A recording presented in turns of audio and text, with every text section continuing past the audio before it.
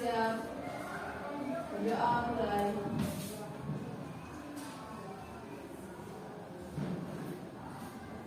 Berdoa selesai. Memberi salam.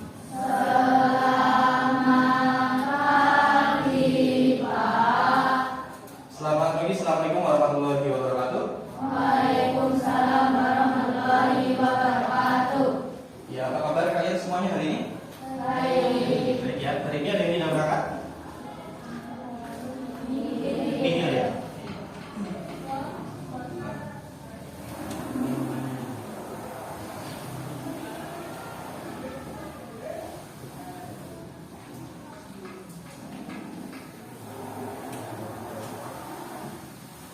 Nah, hari ini kita ketemu lagi ya untuk melanjutkan pembahasan materi kita. Nah, kalau dari kemarin kita sudah mempelajari materi berpikir komputasional. Nah, hari ini kita akan melanjutkan untuk pembelajaran di informatika.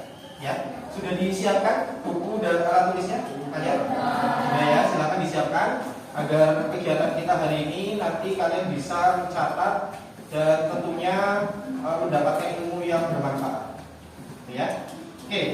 Nah, hari ini kita akan belajar apa? Nah, ada dua tujuan yang akan kalian pelajari.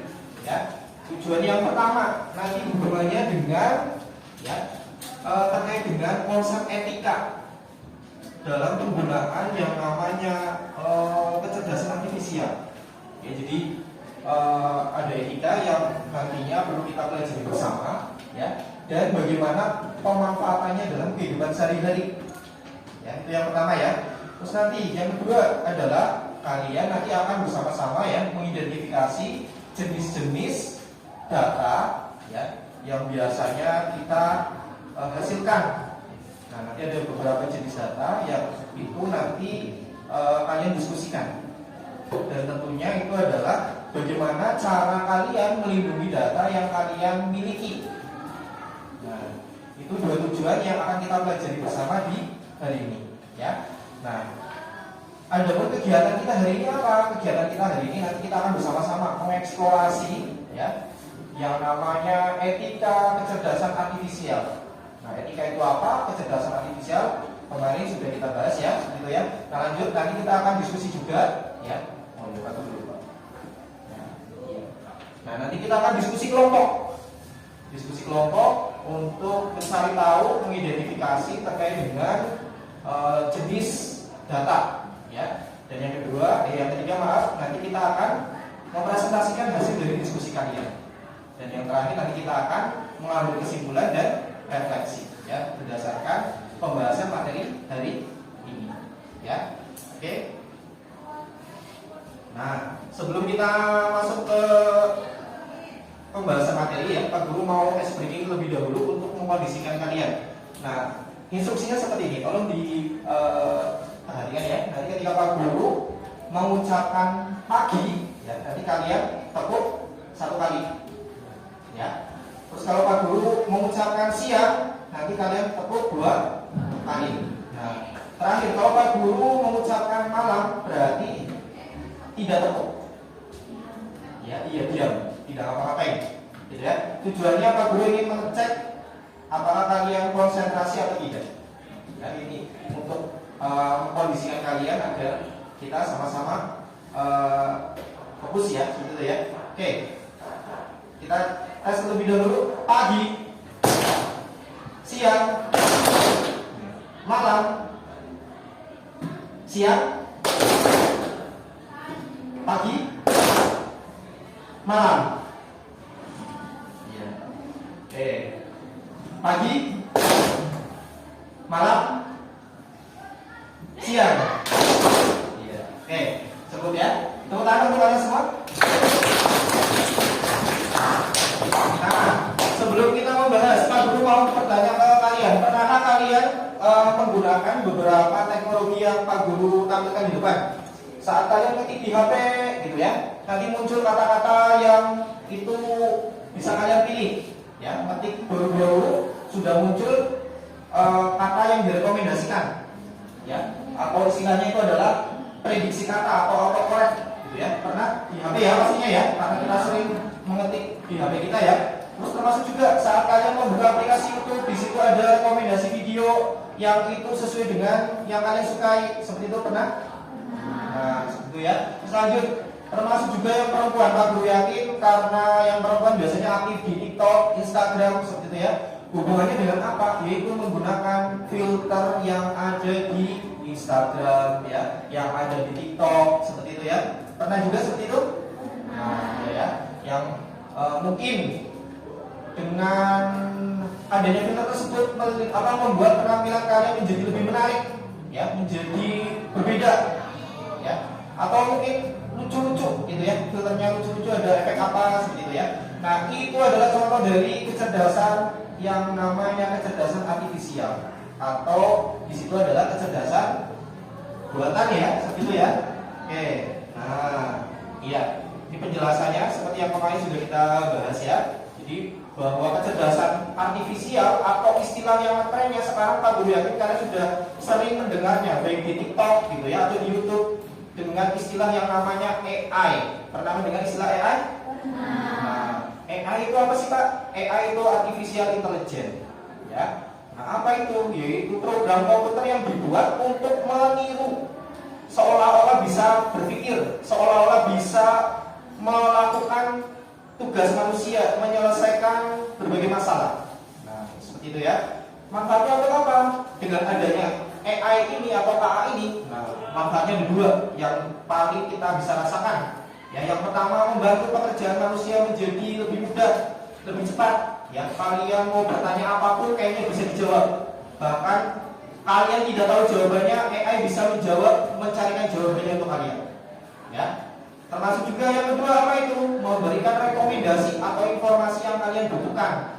Ya, kalau kalian yang perempuan misalkan di Shopee ya, sering melihat produk-produk apa, nanti rekomendasinya pasti mirip yang seperti itu ya. Sering lihat baju, sering lihat apa, nanti pasti muncul penjual yang menjual produk tersebut ya.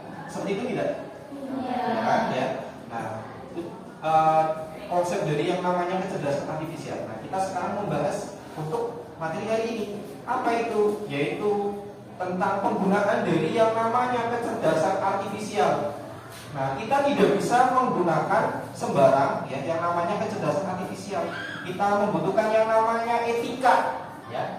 Etika itu apa? Nah, etika itu sama halnya seperti kita hidup sehari-hari, yaitu aturan berupa moral atau norma ya yang mengatur perilaku kita pada saat menggunakan teknologi. Ya. Jadi yang namanya di internet menggunakan HP sekalipun itu sebenarnya ada etikanya. Ya, tidak bebas gitu ya ngomong, komentar atau posting hal-hal yang itu tidak baik gitu ya. Nah, itu ada aturannya. Termasuk juga bagaimana cara kita menggunakan data yang kita miliki, menjaga keamanan data yang kita miliki. Ya, nah itu kaitannya dengan etika. Nah, mengapa perlu kita mempelajari yang namanya etika dalam penggunaan kecerdasan artifisial? Nah, ini ada dua alasan. Ya, alasan yang pertama, karena kecerdasan artifisial itu dibuat oleh manusia, jadi yang membuat manusia, bukan robot atau bukan yang lain, gitu ya. Ini pastinya agar bisa mempelajari, bisa memahami diri kita, itu membutuhkan data. Ya, datanya dari siapa Pak? Datanya tentu dari penggunanya sendiri. Ya, kalau kalian di YouTube sering mencari, sering melihat video apa, pasti itu tahu kesukaan kalian itu video apa, lagu apa. Nah, pasti mudah. Tidak ada orang lain yang lebih paham selain YouTube kalau hubungannya video yang kalian cari. Ya, bahkan teman kalian belum tentu bisa tahu kesukaan kalian apa saja, video apa saja, lagu apa saja. Ya, nah itu berdasarkan apa? Aktivitas kalian di YouTube tersebut.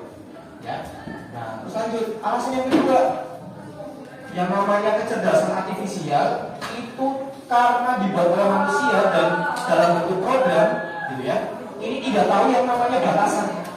Jadi yang namanya batasan itu tidak ada yang bisa mengatur kecerdasan artifisial untuk bagaimana cara bekerja atau bagaimana cara data itu diolah.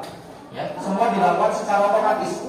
Maka disinilah dari sisi kalian, dari sisi penggunanya itu perlu belajar, perlu memahami bahwa yang namanya kecerdasan artifisial di sini berarti kita harus bijak dalam memberikan data yang kita gunakan, ya, yang kita miliki, ya.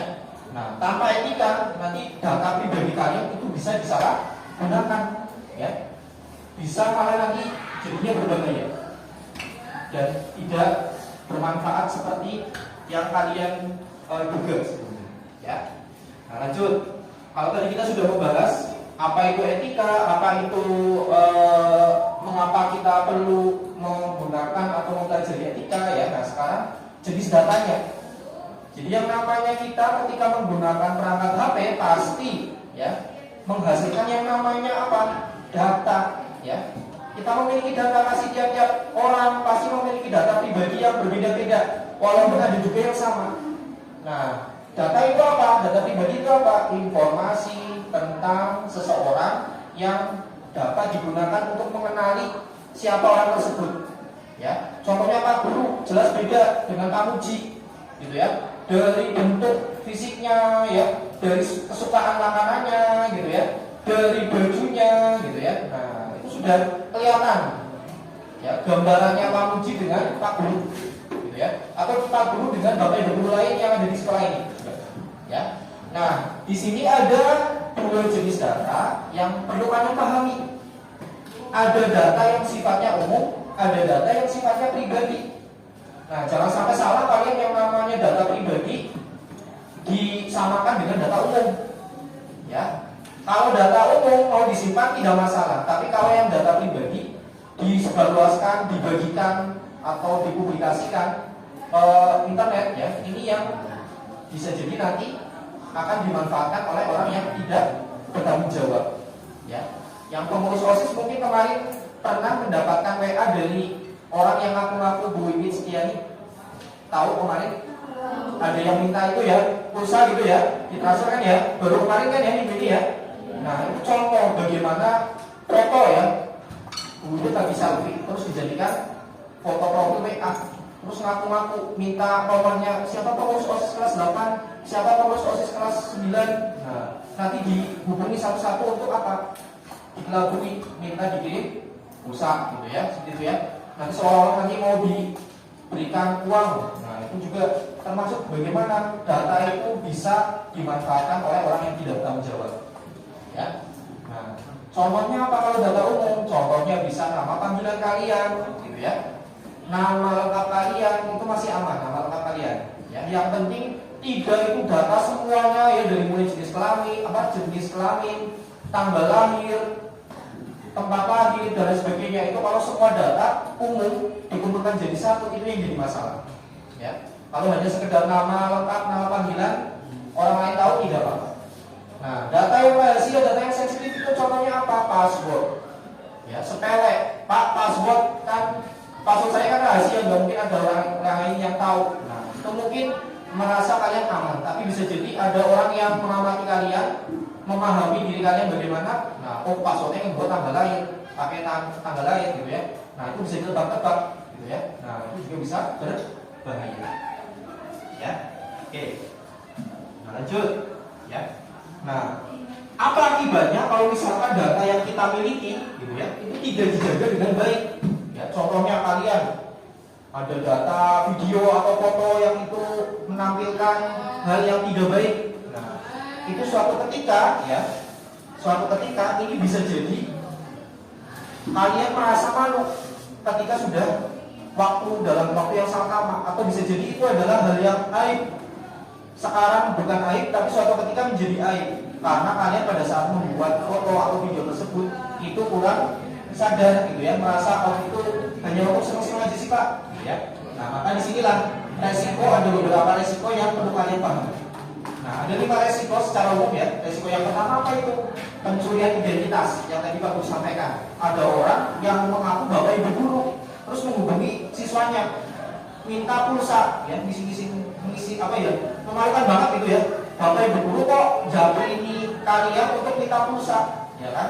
Nah, kalian saja juga pulsanya juga diberikan dari orang tua kan, ya, malah diminta oleh orang yang katanya ngaku-ngaku bapak ibu guru.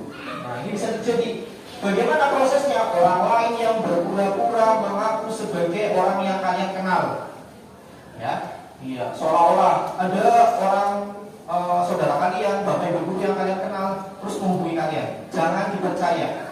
Apalagi kalau kalian kenal dengan orang aslinya. Ya, contohnya misalkan kalian ada yang nyimpan nomornya Bu Wiwit. Nah, kemarin dihubungi oleh orang yang aku Bu Wiwit. Dilihat di WA-nya masih ada yang asli, gitu ya. Nah, itu yang bisa kalian pahami ya. Terus lanjut, penipuan online ini juga ada hubungannya dengan pencurian identitas. Orang kalau sudah mencuri identitas biasanya akan dilanjutkan dengan menipu. Ya, dia. Jadi orang kalau menggunakan identitasnya orang lain biasanya digunakan untuk apa? Menipu atau penipuan online di sini. Ya, ya jelas tujuannya dengan mengaku-ngaku dengan orang yang kita kenal. Ya. Dan yang ketiga, data yang kita miliki bisa juga digunakan untuk apa? Melakukan yang namanya peretasan, ya, atau hack di sini ya, hacking gitu ya. Nah, berarti digunakan untuk apa? Mengakses, ya, entah itu media sosial kita atau bahkan yang lebih penting lagi, seperti dompet digital kalian, ya, yang sudah punya Shopee Pay, ya, yang sudah punya Dana, GoPay. Nah, itu bisa saja, ya. Kalau tidak hati-hati bisa diretas ya, gitu ya. Dan yang keempat adalah gangguan privasi seperti data yang kita miliki dijual kepada orang lain, ya. Contohnya penyalahgunaan foto atau video kita. Nah, kalian nanti seolah-olah ada orang yang memiliki data kalian ini, kamu punya foto kayak gini, gitu ya. Minta uang, kalau tidak foto kalian atau video kalian akan disebarluaskan. Nah, itu bisa juga resiko yang bisa kita alami. Nah, itulah pentingnya kita memahami bahwa yang namanya data kita, ya, pada saat menggunakan kecerdasan artifisial ataupun pada saat menggunakan internet itu wajib kita jaga. Ya, lanjut. Nah, bagaimana cara menjaganya data yang kita miliki? Tadi kita sudah membahas ada data itu jenisnya apa, ya, resikonya seperti apa. Nah, yang selanjutnya adalah, nah, bagaimana cara kita menjaga data kita pada saat kita menggunakan kecerdasan artifisial. Nah, di sini Pak Guru meringkasnya menjadi 5 poin. Ya. Nah, sekarang kan sedang maraknya yang namanya kecerdasan artifisial. Ya, ada apa saja yang kalian ketahui? ChatGPT pernah menggunakan? Terus apa lagi? Gemini pernah menggunakan? Nah, terus apa lagi? Apa? Cici. Apa itu? Aplikasi untuk foto ya? Atau apa? Sama ya. Nah, terus apa lagi? Ada lagi Pak Guru baru dengar malah dari kalian. Ada lagi? Dari kalian? Banyak ya sebenarnya ya. DeepSeek, Copilot, ya. Atau aplikasi lainnya yang itu berupa aplikasi di HP Android, gitu ya. Bahkan di aplikasi YouTube, di Shopee, gitu ya, di Tokopedia, gitu ya. Itu juga ada menggunakan kecerdasan artifisial dalam bentuk apa? Rekomendasi. Nah, seperti itu ya. Nah, maka di sini saran yang pertama adalah gunakan jenis kecerdasan artifisial yang dari sumber terpercaya. Kalau sumbernya nggak jelas, tidak perlu mencoba-coba. Kecuali kalau kalian hanya sekedar iseng, tidak menggunakan data pribadi, itu baru tidak masalah. Ya, khawatirnya kalian sudah install ke HP kalian, ternyata itu mengandung apa? Program yang berbahaya. Nanti bisa mempengaruhi HP kalian ada iklannya dan lain sebagainya. Ya. Yang kedua, terkait dengan informasi yang kita masukkan ke dalam kecerdasan artifisial, bagaimana itu? Berikan atau informasi yang kita berikan itu sepenuhnya saja, tidak yang berupa informasi pribadi, ya. Nah, hanya isikan data yang memang itu sesuai dengan kebutuhan kita saja, ya, bukan alamat rumah kita, bukan nama lengkap kita. Kita kalau menggunakan aplikasi seperti contohnya tadi ya, ChatGPT, Gemini, menggunakan nama samaran juga gak masalah, ya, tidak harus nama lengkap kalian. Ya, intinya kita mengamankan data diri kita sendiri. Ya. Dan yang ketiga, apa itu? Nah, pastikan kalian mengecek ke diri kalian, apakah data ini perlu dibagikan ke orang lain. Ya, pada saat kalian mau mengisikan data, ya, apakah informasi ini perlu dibutuhkan untuk layanan ini. Nah, di HP kalian ketika kalian menginstal aplikasi itu kan ada ya permintaan untuk akses ke galeri, gitu ya, akses ke lokasi, gitu kan ya. akses ke apa lagi? Mikrofon gitu ya dan sebagainya. Itu perizinannya di aplikasi. Nah, itu tidak perlu semuanya diizinkan, cukup diizinkan yang sesuai dengan kebutuhan aplikasi tersebut. Ya. Dan yang keempat, hindari mengunggah foto pribadi. Nah, ini yang penting. Kalian mungkin pernah mengedit foto kalian menjadi kartun, menjadi anime, menjadi bentuk yang apa ya? Seperti di film-film seperti itu. Nah, mungkin ada yang pernah ya. Nah, itu juga wajib hati-hati. Tidak semua foto pribadi kita perlu untuk diunggah ya, diunggah ke internet ya, seperti itu ya. Apalagi untuk diedit. Dan yang terakhir yang kelima apa itu? Gunakan sandi di akun kalian dengan kombinasi beberapa karakter. Apa itu karakternya? Dari mulai huruf besar, ya, angka maupun simbol, ya, huruf besar, huruf kecil, angka dan simbol, ya. Jadi dari tujuan kita mempelajari hari ini sebenarnya nanti kalian memahami bahwa ada etika, ada jenis data yang kita hasilkan, yang kita miliki ya. Terus bagaimana resiko ketika data kita nanti tidak dijaga dan bagaimana cara menjaga data kita, ya. Nah, itu dari pembahasan yang kami sampaikan ya. Nah, sekarang kita ke bagian diskusinya. Nah, diskusi hari ini itu adalah nanti ya kalian mengidentifikasi jenis-jenis data yang kalian miliki. Ya, Kak sudah menyediakan ada 16 data ya, yang nanti kalian akan kelompokkan menjadi dua jenis. Dua jenis itu apa saja? Jenis yang pertama itu adalah data umum. Ya, diibaratkan data umum ini kita masukkan ke dalam kotak transparan atau kotak gelas gitu ya, yang bisa kita lihat datanya. Ya. Nah, ini berarti artinya apa? Aman dibagikan. Terus yang kedua, apa itu? Data sensitif. Data sensitif ini ibaratnya seperti kotak kayu yang tidak bisa terlihat dari luar. Nah, ini berarti datanya yang harus dirahasiakan. Ya. Oke. Nah, Pak Guru bagikan lembar kerja untuk kalian gunakan ya. Nanti silakan kalian berkelompok, satu kelompok 2 siswa. Ya, silakan. Biji. Iya, boleh pindah ya. Ke belakang. Iya. Diisikan nama anggota kelompoknya, ya.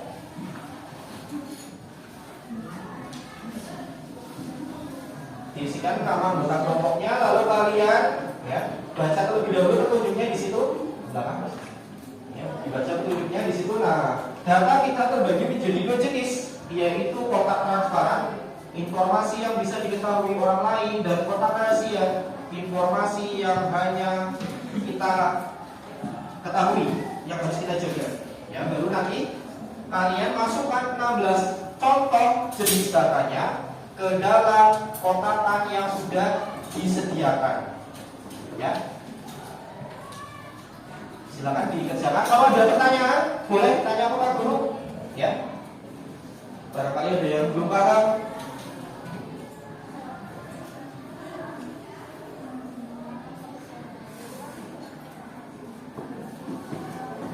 Yuk diskusi, jangan hanya malah satu anak yang mengerjakan.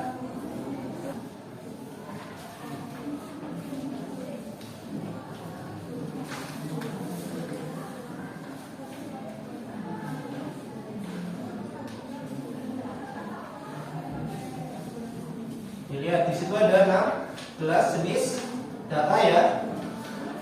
Nah, kalian kelompokkan menjadi dua jenis.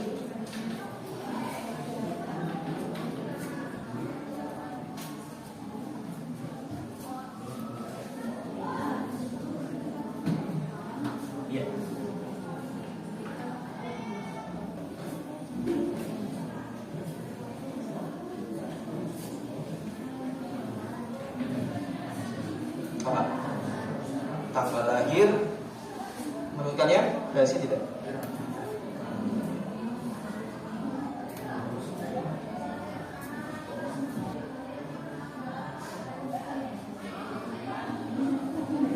Ya, ditulis ditambahin juga boleh. Ya, atau langsung ditulis juga boleh.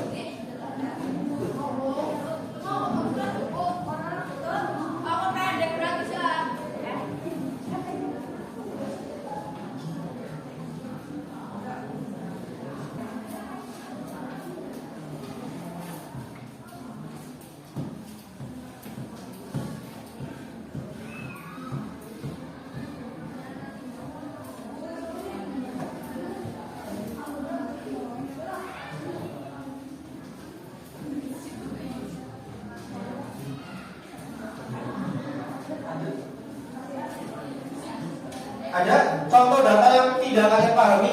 Tahu yang namanya kode OTP? Kepanjangannya apa? Tahu tapi tidak tahu singkatannya apa coba? Singkatannya apa OTP?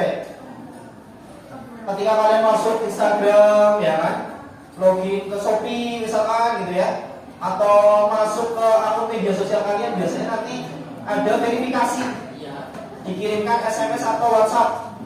Nah, apa itu yang dikirimkan? Kode OTP. O-nya itu one itu berarti apa? 1. T-nya itu time, artinya berarti apa? Waktu. P-nya password, berarti one time password. Ya. One time password maksudnya apa? Password yang digunakan hanya untuk satu kali. Itu OTP ya. Atau bisa juga PIN. Yang sering menggunakan Shopee untuk belanja pasti tahu, pasti ada kode PIN-nya biasanya. Kalau di Shopee Pay-nya ada saldonya. Ya.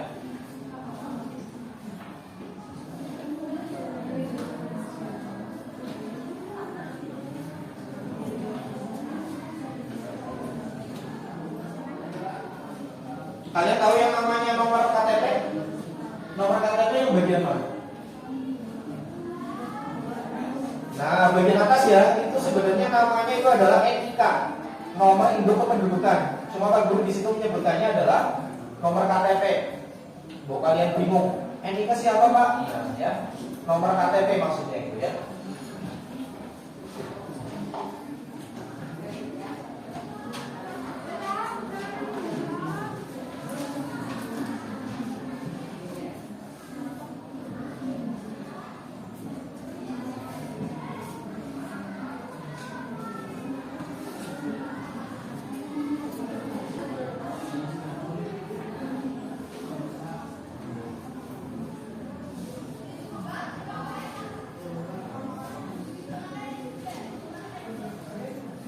Sudah selesai?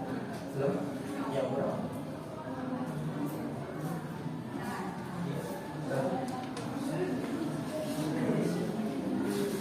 Coba kira-kira perlu semua orang tahu ini. Coba ya, dari contoh yang 16 contoh itu, kira-kira kalian tanyakan kembali diri kalian. Kira-kira perlu nggak sih semua orang tahu alamat rumah kalian misalkan? Ya, kayaknya yang tahu itu cuma tukang paket. Ya, alamat kalian ya. Iya. Saya tukang paket tahu rumah mana yang sering belanja ya, terutama kalau di Shopee gitu ya. Nah, pasti tahu rumahnya si A, B, C. Tapi bukan berarti itu boleh dipublikasikan contoh yang ditulis di profil WA kalian, alamat rumah ini gitu ya. Ya, kalian nanti ya disemi sama teman kalian, kirim paket COD gitu ya.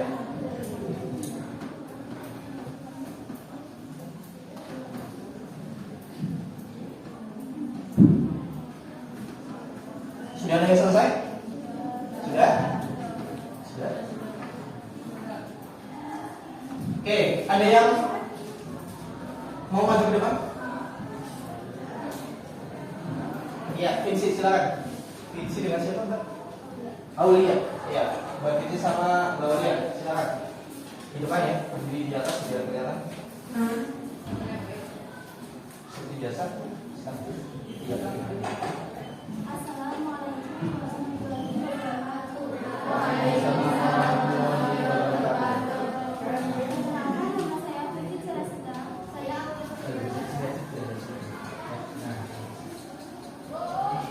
Oke, diperhatikan ya. Sekarang diperhatikan.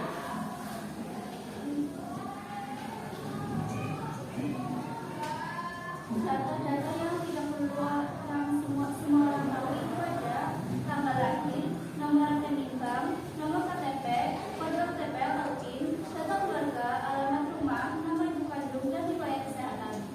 Sedangkan data yang boleh orang-orang ketahui itu ada nama lengkap, hobi, warna kesukaan, makanan favorit, musik favorit, nama hewan peliharaan, nama sekolah dan jenis sekolah. Oke, ada tanggapan dari kalian atau ada jawaban yang berbeda dari kalian? Apa? Sama ya? Oke. Ya, itu untuk hasil presentasinya dari kelompoknya visi dan juga Aulia. Beri tepuk tangan untuk mereka. Sekian presentasi dari kami, kurang lebihnya mohon dimaafkan. Terima kasih. Wassalamualaikum warahmatullahi wabarakatuh. Waalaikumsalam warahmatullahi wabarakatuh. Oke, nah kita bahas ya hasil dari diskusi kalian ya. Nanti untuk lembar kerjanya kita kumpulkan ya. Oke, kita bahas kembali ke slide presentasi.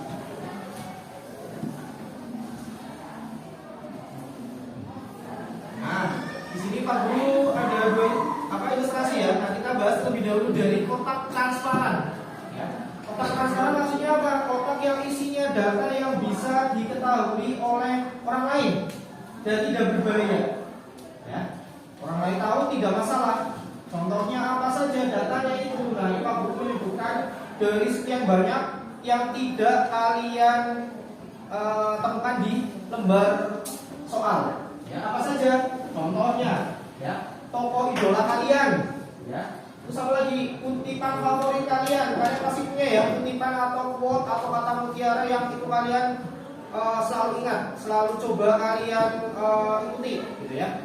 Nah, apalagi contohnya tanggal lahir di sini itu hanya tanggalnya saja, bukan tanggal, bulan dan tahun ya. Kalau yang di soal itu tanggal lahirnya lengkap.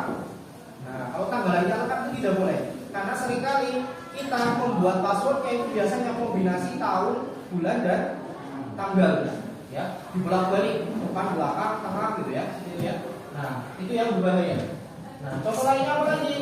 Nama kota tempat tinggal, misalkan kalian tinggal di Kecamatan Rokle, di Kabupaten Kebumen, ya, orang lain tahu tidak masalah. Yang penting itu bukan nama desa, nama dusun, nama duku, RT, RW, nomor rumah, ya. Nanti tukang paketnya datang ke rumah kalian, ngirimi paket COD, gitu ya. Nah, itu yang berbahaya. Nah, lalu bagaimana dengan kita ketika menggunakan kecerdasan artifisial, ya? Nah, data yang ada di data umum ini, ya, ini aman untuk dimasukkan ke dalam ChatGPT misalnya. Ya. Contohnya apa? Gambar yang kalian sukai, gambar apa sih? Nah, kalian bisa membuat perintah di ChatGPT-nya.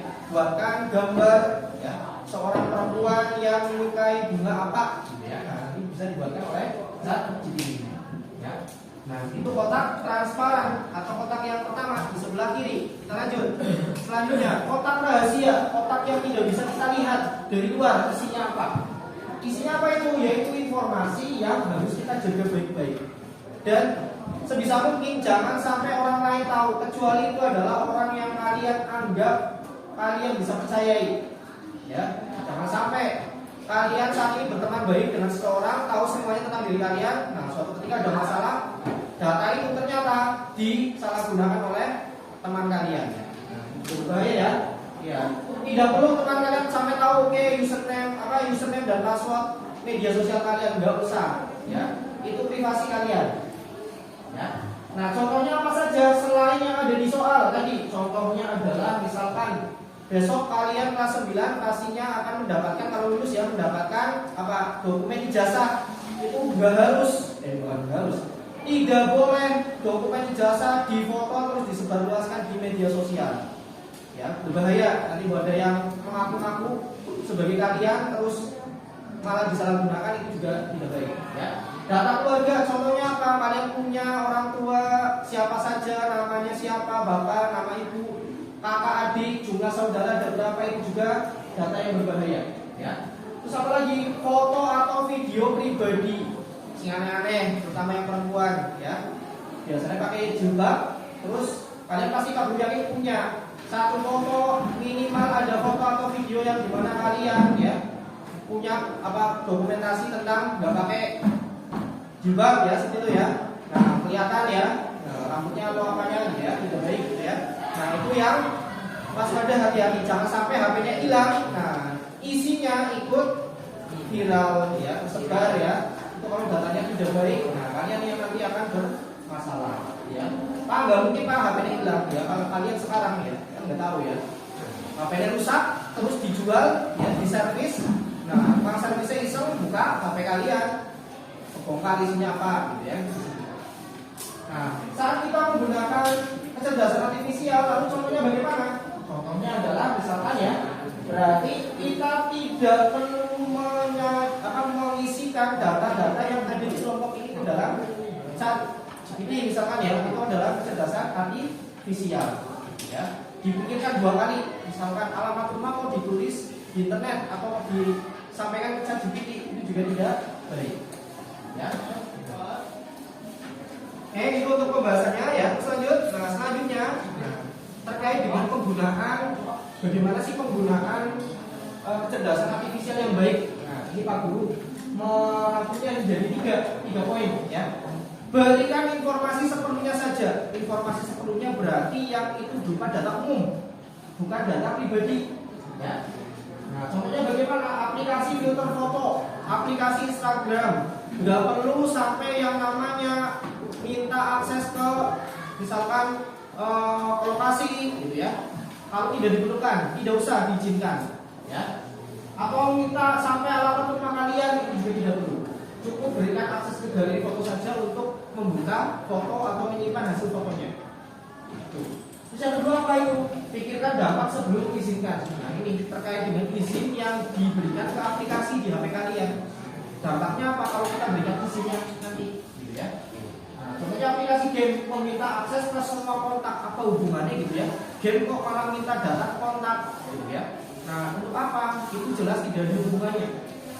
Dan yang ketiga ya, jangan percaya sepenuhnya dengan hasil dari kecerdasan artifisial. Kalian boleh tanya ke ChatGPT, ke Gemini, tapi bukan berarti itu jawaban yang 100% benar.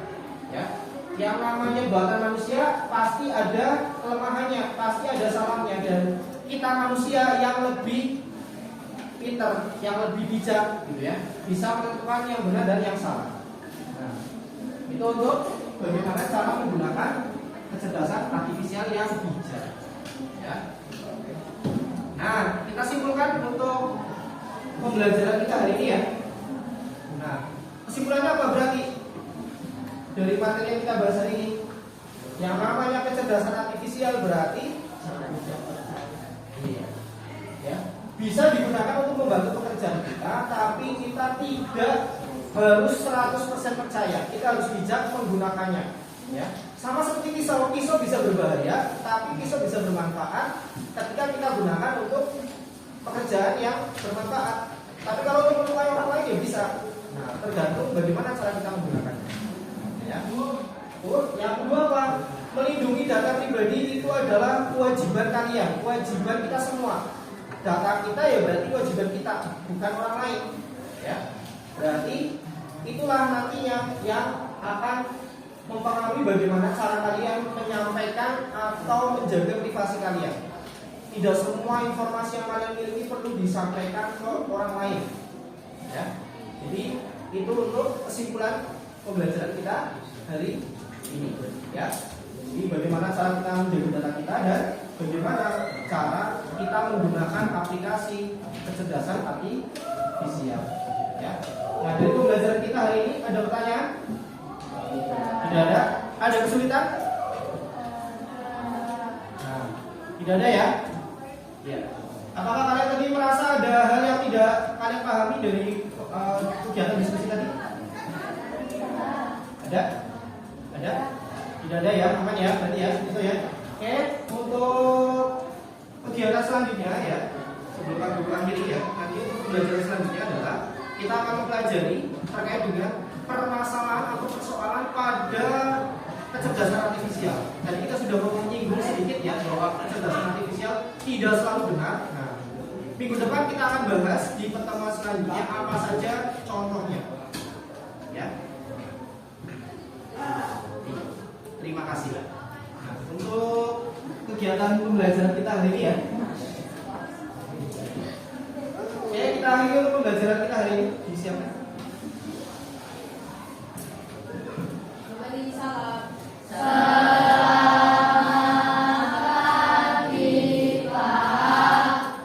Selamat pagi, Pak Guru. Ucapkan terima kasih ya untuk atensi dan perhatian kalian. Wassalamualaikum warahmatullahi wabarakatuh.